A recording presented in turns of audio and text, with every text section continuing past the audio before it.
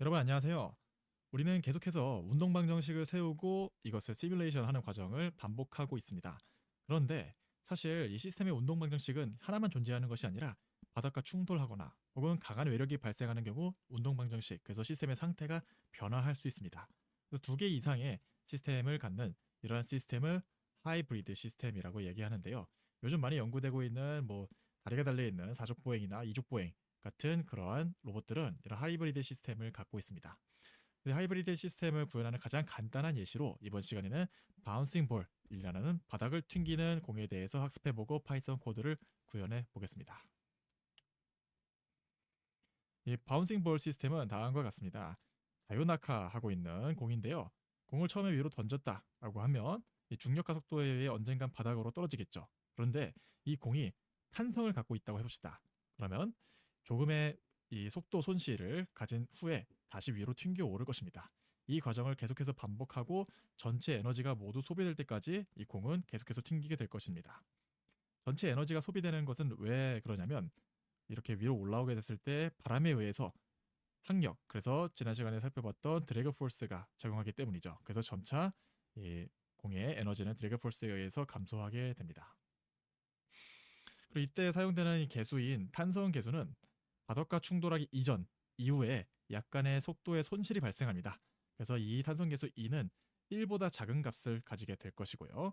그래서 충돌하기 전의 속도와 약간 손실된 만큼의 속도를 다시 가지고 위로 튀어오르게 될 것입니다.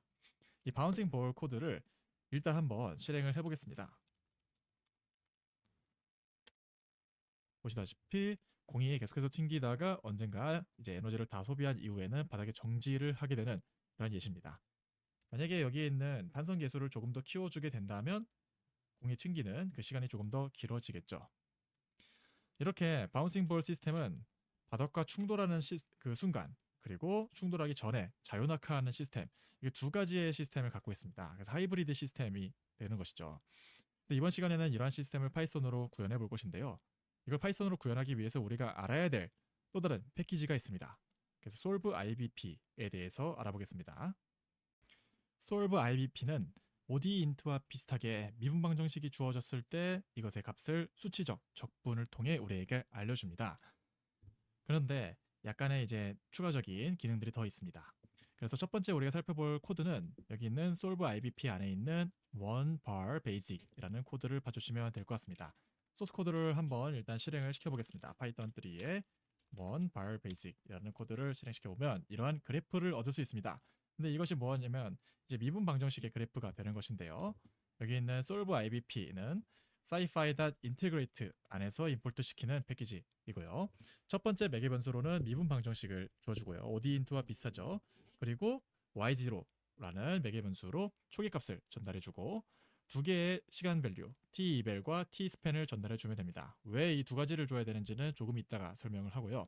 그래서 초기 값 10을 갖는 이러한 미분 방정식 마이너스 y 플러스 2 sin t라는 이 미분 방정식에 대해서 0초부터 10초까지 백등분한 결과를 계산해서 우리에게 알려주는 것이 이 솔브 IBP가 하는 역할입니다. 우리 솔브 IBP는 조금 리턴해주는 값이 살짝 특이한데요. 이 솔브 IBP의 리턴 값인 솔을 한번 살펴봅시다.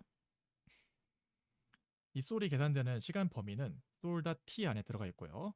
그리고 계산한 결과는 sol.y 안에 들어가 있습니다. 지금 이 변수가 y라서 y인 게 아니고 항상 고정되어 있는 y라는 값입니다. 더불어서 여기 이제 0번째 엘리멘트를 가져온다라고 되어 있는데 이 리턴해주는 솔 안에 있는 y 값은 항상 리스트의 리스트 형식을 갖고 있습니다. 그런데 우리가 지금 사용하는 변수가 하나이기 때문에 이 가장 첫 번째 값만 우리 추출한 것이고요. 보시다시피 초기 값을 넣어줄 때도 리스트 형태로 넣어주고 값이 하나이기 때문에 이 리스트 이제 원소 하나짜리 리스트를 전달해 준 것을 볼 수 있습니다. 만약에 그래서 지금 y만 사용하고 있는데 x랑 y를 사용한다라고 한다면 x는 솔루션 첫 번째, y는 솔루션 이제 0번째, 1번째 이런 식으로 사용을 하게 될 것입니다. 그래서 제가 두 개의 변수가 있는 예시들도 추가를 해놨으니 강의 노트를 보시고 혹은 여기 있는 코드를 보시고 한번 이해를 하시면 좋을 것 같습니다. 이게 첫 번째, 가장 기본이 되는 솔브 IBP 사용 방법이었습니다. 여기까지 보면 사실 OD 인트랑 다를 것이 없습니다.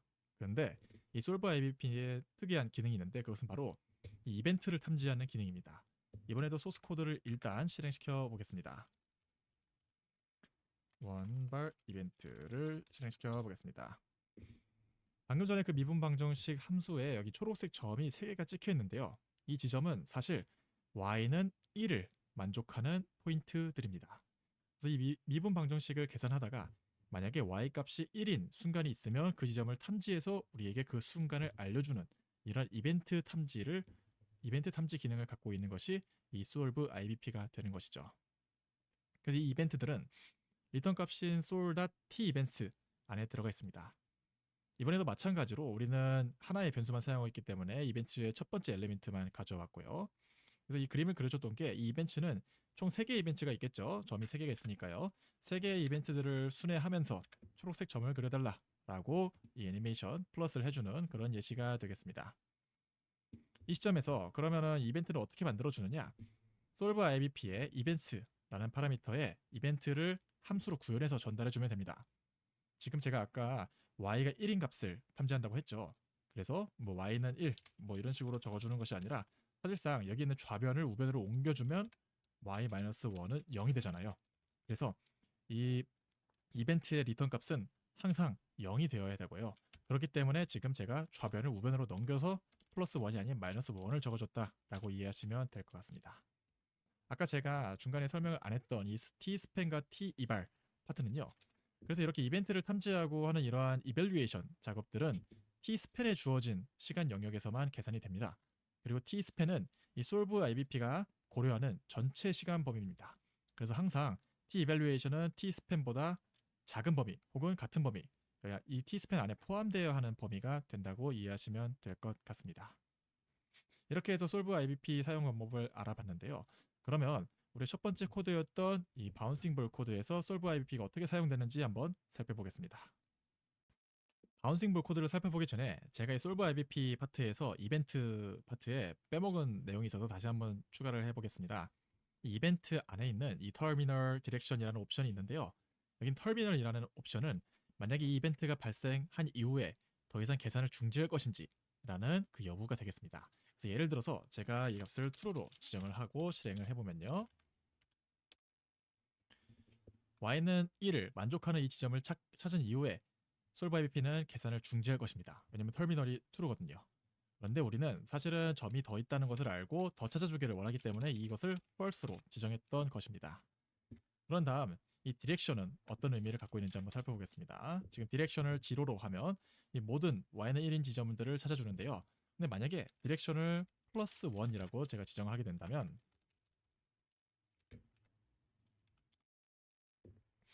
보시다시피 이 포인트만 찾아줍니다.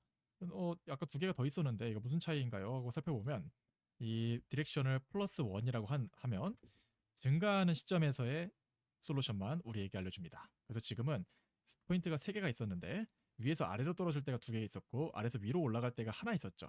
그래서 예를 들어서 제가 디렉션을 플러스 1이 아니라 마이너스 1으로 지정하면 어떻게 되는지 한번 볼게요. 보시다시피 마이너스 1은 감소할 때의 솔루션이죠.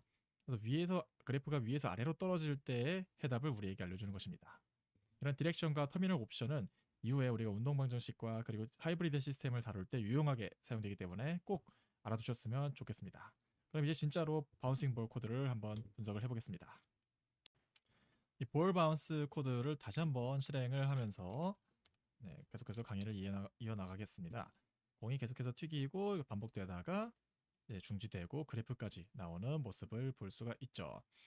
이 메인 코드가 여기에 있는데요. 파라미터를 준비하고 이니셜 스테이트를 만들어주고 애니메이션 하는 부분들은 생략을 하겠습니다. 우리가 주의 깊게 볼 파트는 여기는 simulation이라는 메인 함수인데요. 그런데 이렇게 접근하지 않고 방금 전에 우리 solve IP를 배운 것도 있어서 저는 solve IP 관점에서 한번 이 소스 코드를 분석해 보고자 합니다. 지금 뭐 매개 변수가 여러 개 생겼는데요. 근데 사실은 아까 t-span, t-eval 그대로 들어갔고요. 이벤트 들어갔고 여기는 메소드, 뭐 댄스 아웃풋이라는 것은 제가 강의 노트에 이러한 추가적인 매개 변수들에 대해서 solve IBP의 공식 레퍼런스 링크를 달아 넣었습니다. 그래서 이 부분은 강의 노트를 참고하시기를 부탁드립니다. solve IBP의 첫 번째 매개 변수가 운동 방정식이었죠. 그래서 이 운동 방정식을 살펴보면 이전에 우리 프로젝타일 예시할 때, 그래서 이 포물선 운동을 그리는 원을 생각해 해보시면, 이때 우리가 드래그 포스와 중력 가속도를 고려한 운동 방정식을 계산했었죠. 그 파트를 그대로 가져와 봤습니다. 그런데 이번에 솔브 IBP에서 추가적으로 살펴봐야 될 부분은 이벤트 파트죠. 강의 자료를 다시 한번 살펴보면, 공이 바닥을 마주하게 되는 이 순간에 이벤트가 되겠죠. 이 컨택 포인트가 되니까요. 그리고 이 시점은 언제라고 말할 수 있을까요? 바로 y 좌표가 0이 되는 순간이라고 말할 수 있습니다. 그래서 여기 있는 컨택이라는 함수를 보시면 리턴 값이 y가 0이 되는, 그래서 여기는 리턴이 0일 때가 이 컨택 포인트가 이벤트가 되는 거죠. 그래서 y 좌표가 0이 될 때 트리거 조건이라고 제가 주석도 달아놓았습니다. 그래서 이벤트는 컨택이 되고 이렇게 해서 계산되는 것이 솔루션이 되는데요. 그런데 이 시점에서 이 터미널 컨택 옵션을 살펴보면 공이 위에서 아래로 내려갈 때만 우리가 이벤트가 발생하도록 하고 싶습니다. 그래서 디렉션을 -1이라고 했고요. 생각을 해보면 공이 아래에서 위로 올라오는 것은 지하에서 공이 뚫고 올라오는 건데, 이런 상황은 우리가 고려하지 않아야 되죠. 발생하지도 않아야 될 것이고요. 그래서 디렉션은 -1으로 줬고, 한번 컨택이 일어나면 그 다음 파트는 계산을 안 해도 되기 때문에 터미널 옵션은 true로 줬다고 보시면 될 것 같습니다. 그리고 여기서 여유 있게 5초 정도의 이 어떤 듀레이션을 주어서 스팬 값을 만들어 줬고, 이발루에이션도 이 정도로 준 것을 확인할 수 있습니다. 이렇게 약간 여유 값을 줬습니다. 그래서 솔브 IBP의 리턴 값인 솔은 공이 바닥과 부딪히기 전까지의 스테이트를 담고 있습니다. 이 이벤트가 바닥과 닿는 시점이 되니까요. 그러면 이제 우리가 해줘야 될 것은 이 바닥과 닿은 이후에 공의 상태가 변하기 때문에 이 시점에 속도를 변경을 해줘야 됩니다. 아까 우리 슬라이드에서 보시다시피 상태가 어떻게 변하냐면 속도의 방향이 반대가 되고, 그리고 여기 있는 탄성 계수만큼 속도가 줄어들게 되는 것이죠.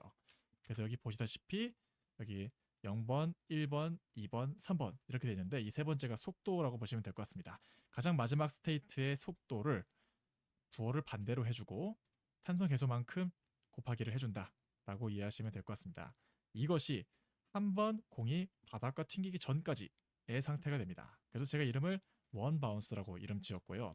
우리가 해줘야 될 것은, 시뮬레이션 해야 될 것은 이 원 바운스, 원 바운스, 원 바운스가 계속해서 반복되는 것이죠.